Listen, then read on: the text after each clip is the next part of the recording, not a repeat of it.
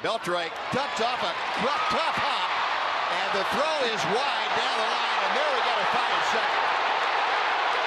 Bautista picked on the wrong guy as Odor came right at him, and we got the benches emptying now. There's some pent-up emotion going on out of Globe Life Park. Well, Bautista got the worst of that exchange.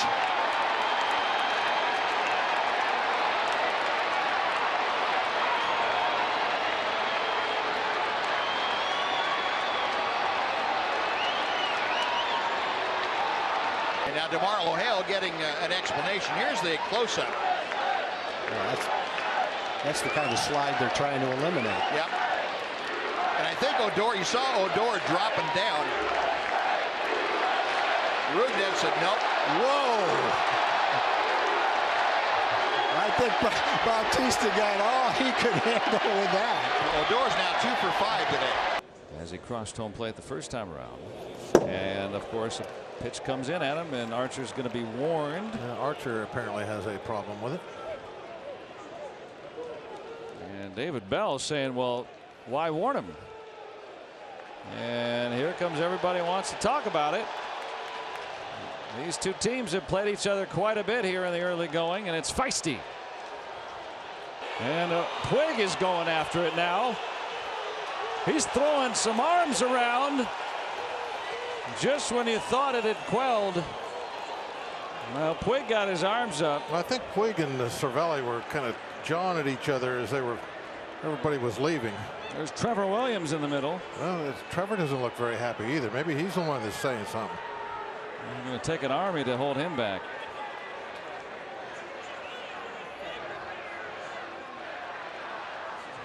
There's Vasquez with his shirt off. This is going on a long time. Well, you know, the closer doesn't get dressed and go to the bullpen until later on in the game. He's come out from the clubhouse probably. That's why he doesn't have his uniform on. Okay, we've got the word now on the players who. And that pitch hits Greg Nettles, and he's going after Donnie Moore. Here we go again. Nettles in the middle, Moore backing out. The benches are emptying again. My, oh my, oh my.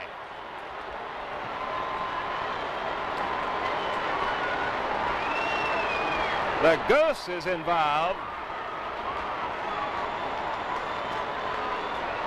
I have never seen a ball game where so many separate incidents have occurred.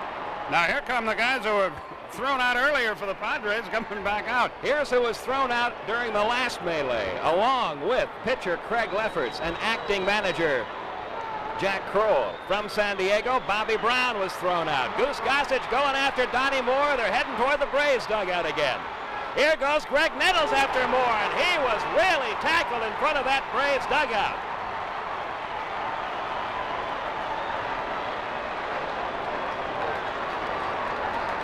The last time these two teams had the benches empty, Lefferts was ejected. So was Jack Kroll. Bobby Brown was ejected from the game for the Padres. Champ Summers was ejected from the game. And 3 members of the Atlanta Braves, Rick Mailer, Steve Bedrosian, and Gerald Perry, were all thrown out. Nettles at the bottom of all that, Joe Torre pulling Alan Wiggins away. Steve Bedrosian, who's been thrown out of the game, is out in the field. And we got another one breaking out. Another one is breaking out. Gene Garber pulling Tim Flannery away from somebody. Yet another fight is broken out in front of the dugout. A couple of the Braves players who have been ejected, Rick Mailer and Steve Bedrosian, are both out in the field. So is Gerald Perry. That could get them in some more trouble. Joe Torre is down on the ground with somebody.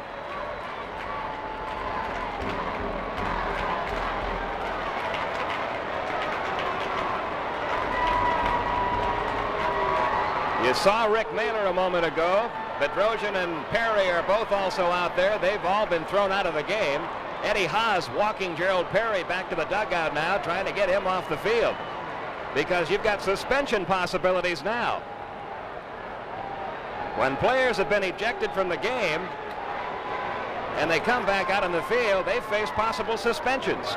I think all the players ejected came back out. I can't be sure, but I really think they did. Now there's some trouble in the Padre dugout, and I don't know what all that is about. For there are no Braves personnel over there, but it looks like the Padre trainer. He's trying to hold back somebody because of something a couple of fans said to him. Well, the security guys have done a pretty good job now. They've perched everywhere, keeping the fans back.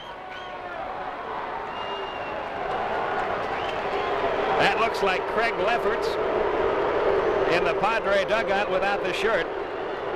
Now, he's supposed to be in the clubhouse when you're ejected from the game. He's come back out.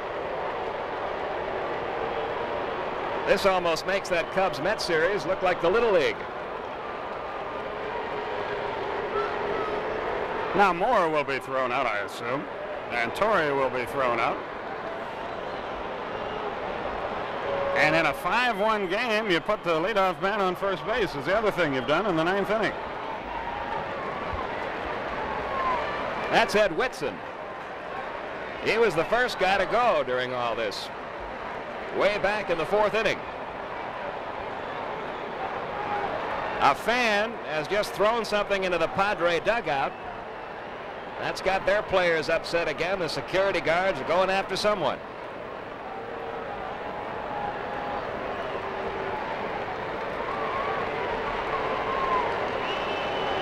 You know, you're almost to the point, if you're an umpire, that if you could, you'd suspend this and just say, hey, that's enough. Let's finish it some other time. You'd hate to do that, but how much? Boy, Ed Whitson is furious. He is furious. One of the clubhouse attendants for the Padres trying to cool down the fans.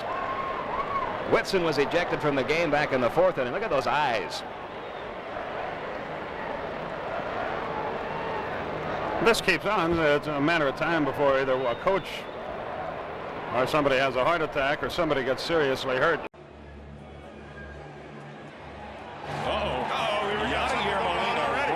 Face of Brandon Phillips, and we've yet to set the stage about everything that happened, and you get a look at it.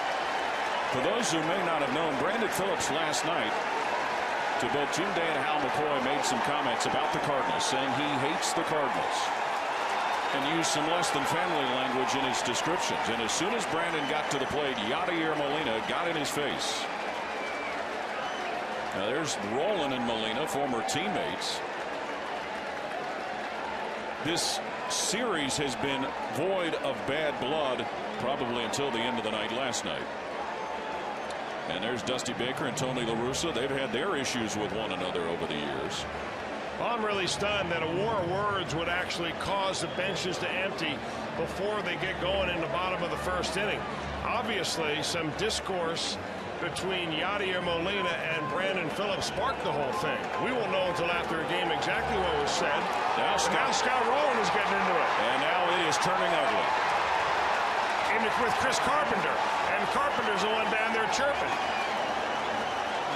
Carpenter had issues with his own teammates last night. And it is getting really ugly as we've got punches and kicks. Johnny Cueto, the starting pitcher, is being wrestled away. And this is not good at all, because this is the kind of situation where somebody can get up, get hurt, get their finger stepped on, and it's just not baseball. I'm hoping that the umpires can get this thing under control and we can get on to playing the game of baseball, because nothing is going to be solved by this.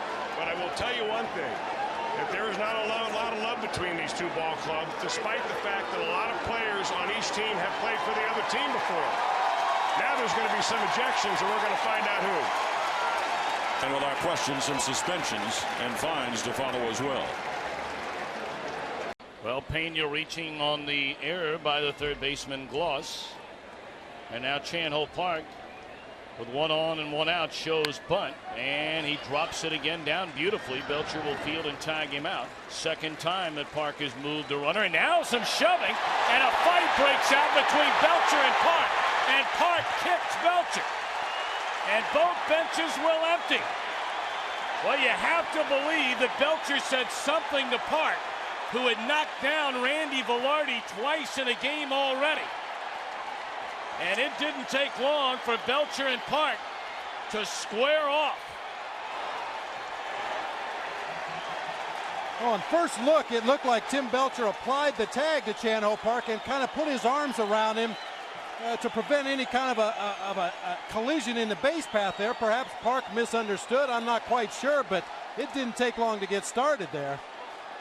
Man, Park still very upset. We'll get a look at this play once again. The ball bunted up the first base line. Belcher's going to take the play himself. He puts the ball in his bare hand. See, he applies the tag to Park right there. And I don't know, words are exchanged right there. Looks like Belcher told him to go on back to the bench, and then Park throws a left to the face of Belcher, a kick, and then here we go.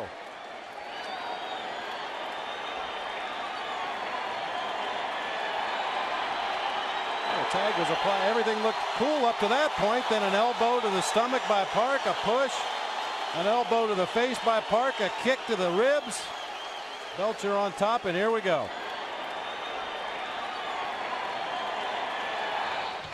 It was difficult. It looked like some words were exchanged. You just don't know what was said, and then you don't know what happens in the heat of battle. Something was said that sparked emotion, and then it got out of hand. 3-2. And it hit him, wouldn't you know. Now he has something to say, and look out here. A.J. Ellis got out there just as Greinke and Quinton got together. Quinton continues to amaze as he consistently gets hit by pitches. It looks like the majority of the players are trying to be peacemakers. The trio of Greinke along with A.J. Ellis and Carlos Quinton. Now here come the Dodger bullpen contingent. Quinton being led away off to the left. And Matt Kemp is irate. Don't touch me, I think he said to Bud Black. The Red Sox yawning. Alex Rodriguez is drilled, and he says something to Bronson Arroyo. And we know what he said. Here we go. Varitek and A-Rod going at it.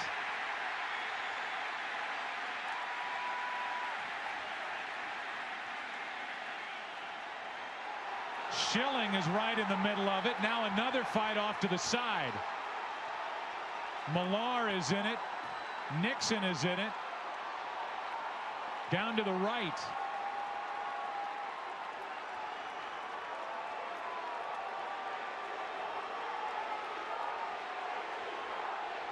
And it was Sturtz. That's who Millar and Nixon got into it with, today's starting pitcher.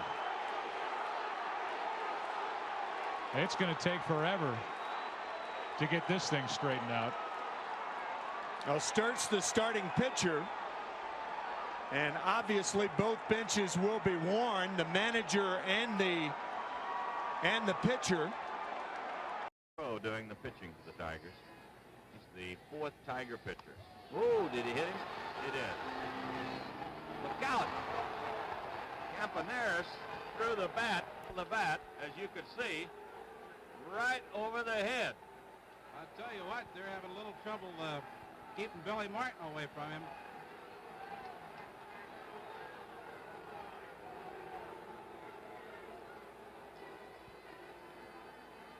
Ike Brown just went out and broke the bat.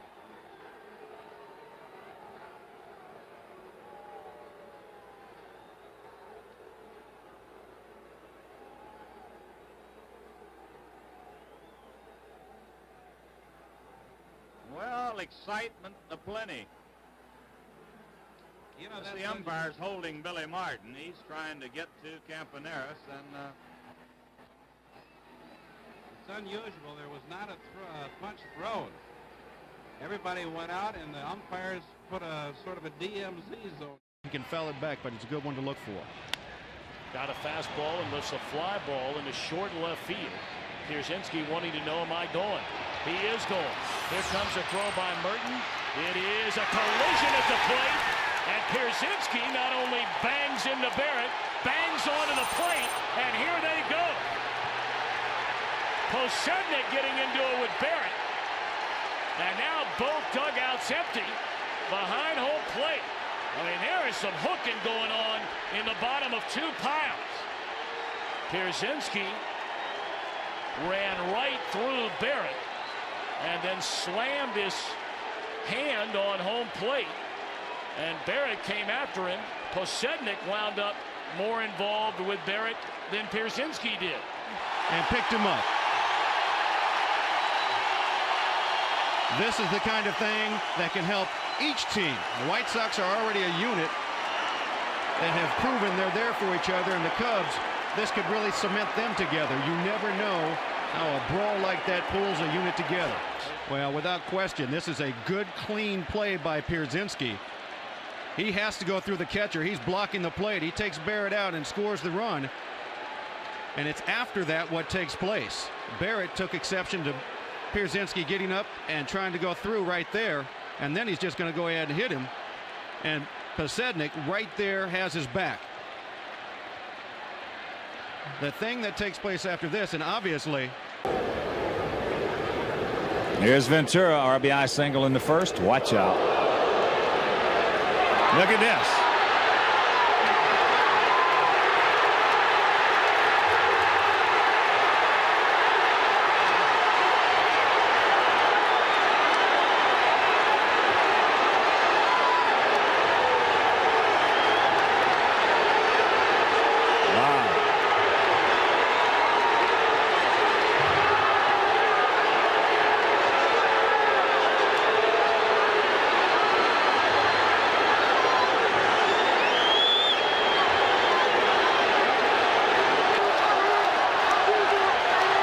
Well, the pitch was behind him. No question. You know, Robin's been hitting that spot. That's at least the second time, and he delayed for a second. There they go. Well, Rodriguez comes up, grabs Robin from behind.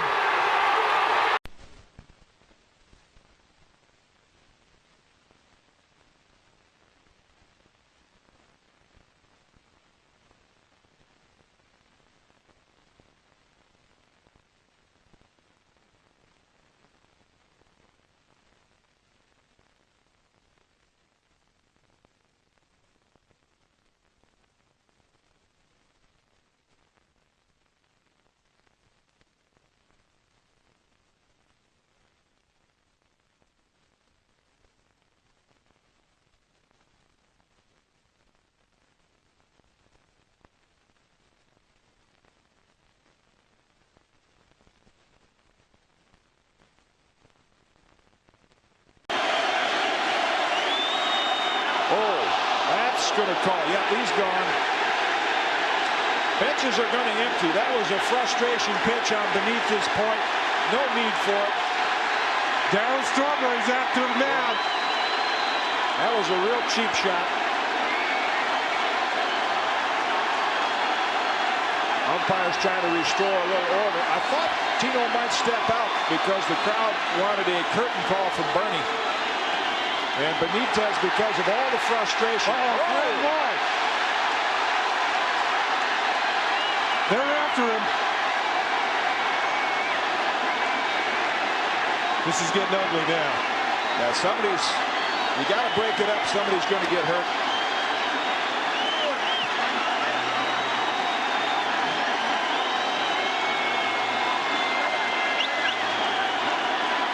Man, you don't throw at Tino Martinez. The Yankees have shown that before. Ellie Hendricks trying to calm Joe Girardi down. It was Graham Lloyd who broke through the pack. It's warming up again, folks. That's Tino.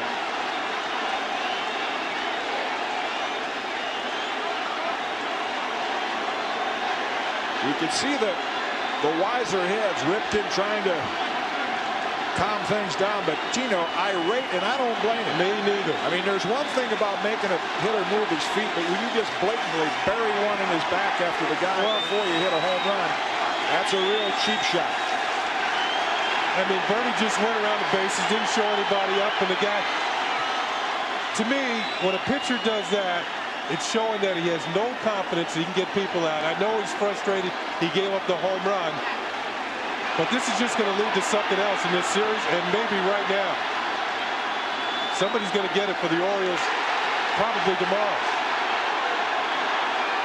Now all of the umpires, as this spills into the dugout, this is horrible.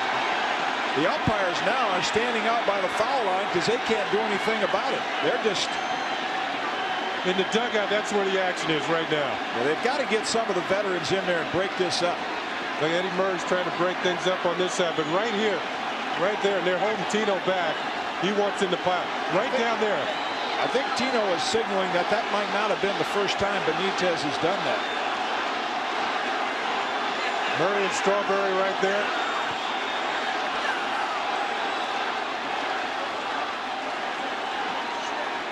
Charlton in the middle of it. That's an ugly scene. And the umpires, did what they could to try to prevent it. They don't want to get in the middle of it and get hammered by an uppercut, so they're just idly standing near the foul line. Joe Torre right now trying to keep Darryl Strawberry calm. When a pitcher hits somebody after Tino didn't throw that pitch that was hit for the home run. If it's Benitez's fault. It's the 4th home run he's given up in under 18 innings.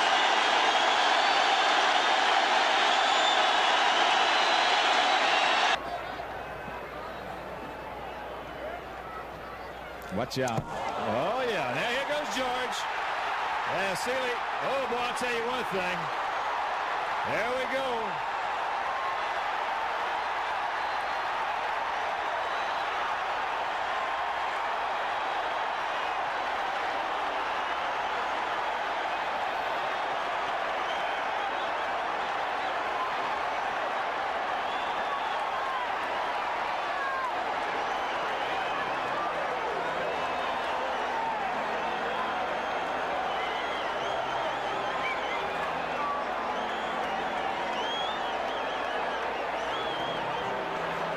Let's just hope some cooler heads prevail right here, Wimpy. Oh, man.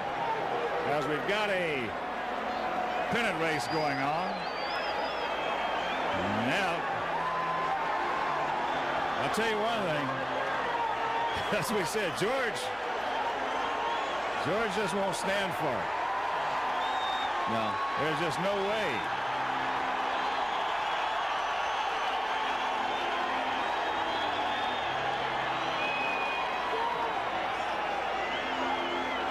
Now Roberto Hernandez is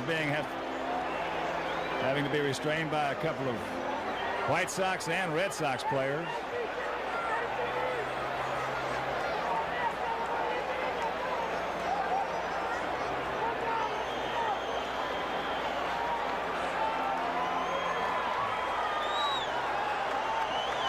Aaron Seeley should be very happy that George did not land that punch. Yeah. Well, he did a quick sidestep act right there. And George came from left field with that punch. Oh, boy, that was a haymaker. That was right a there. haymaker. Yeah, take a look at it again. I don't know if this ball gets away from him, but good grief, it's way behind him. That was right behind his head. That's a bad place to throw it right there. Yeah, that's 2 in a row, too. So watch this right there. And Seeley misses and Mo Vaughn puts a pretty good lick on George right there. Yeah, George actually fell down from the swing, you know, the force of the swing there.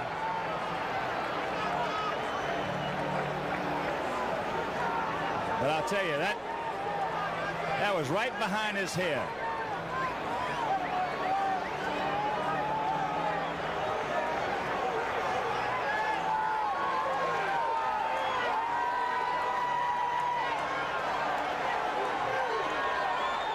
George still after somebody over there.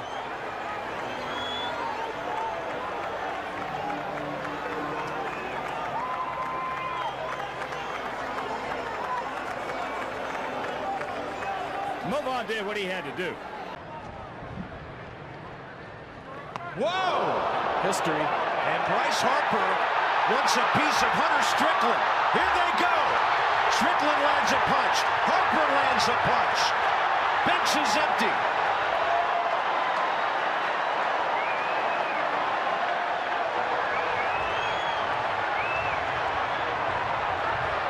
And if that was unintentional, Hunter Strickland just totally lost his command. We told you there was history, and that goes back to the playoffs a couple of years ago. And that was intentional in my mind. Middle of the back with the hardest fastball he has. Wayne Zimmerman gets Bryce Harper into the dugout.